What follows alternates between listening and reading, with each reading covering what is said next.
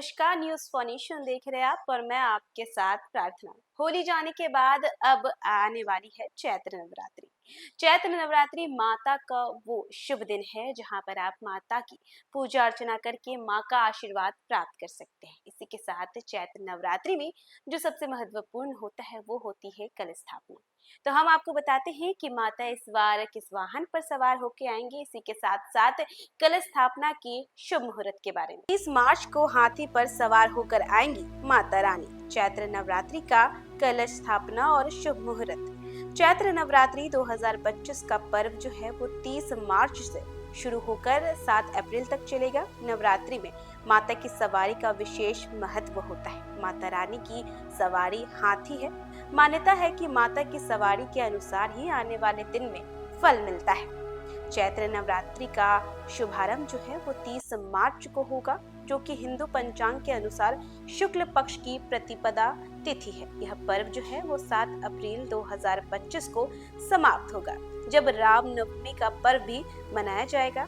इस बार अष्टमी और नवमी तिथि एक ही दिन पड़ रही है, इसलिए यह नवरात्रि कुल मिलाकर जो है वो 18 दिन का होगा। वहीं कलश स्थापना नवरात्रि की पूजा का एक महत्वपूर्ण हिस्सा होता है। इस वर्ष कलश स्थापना के लिए शुभ मुहूर्त निर्धारित किए गए हैं। सबसे पहला मुहूर्त जो है वो 30 मार्च 2025 को सुबह 6:13 से 10:22 तक है। वहीं बात करें अभिजीत मुहूर्त की तो दोपहर 12:01 से 12:50 तक यह मुहूर्त है। मुहूर्त में कलश स्थापित करना विशेष फलदायक माना जाता है। इस वर्ष माँ दुर्गा का आगमन जो है वो हाथी पर होगा। धार्मिक मान्यताओं के अनुसार हाथी पर देवी का आगमन सुख समृद्धि का प्रतीक होता है। यह संकेत देता है कि आने वाला समय देश में आर्थिक उन्नति और खुशहाली लाएगा। माँ दुर्गा की विदाई भी हाथी पर ही होगी, जो इस बात को और अधिक महत्वपूर्ण बनाता है कि यह समय जो है वो सकारात्मक और समृद्धि लेकर आएगा। सनातन धर्म में नवरात्रि का जो है वो विशेष महत्व होता है। वैसे तो साल में 4 बार नवरात्रि का पर्व मनाया जाता है, जिसमें एक शारदीय नवरात्रि, दूसरा चैत्र नवरात्रि और 2 गुप्त नवरात्रि होती है। प्रत्येक वर्ष वैदिक पंचांग के अनुसार चैत्र माह की प्रतिपदा तिथि से चैत्र नवरात्रि की शुरुआत होती है। इस वर्ष चैत्र नवरात्रि की शुरुआत 30 मार्च से शुरू हो रही है, जिसका समापन जो है वो 7 अप्रैल को होगा। नवरात्रि के दौरान माता जगत जननी जगदम्बा को प्रसन्न करने के लिए भक्त कई तरह के उपाय भी करते हैं।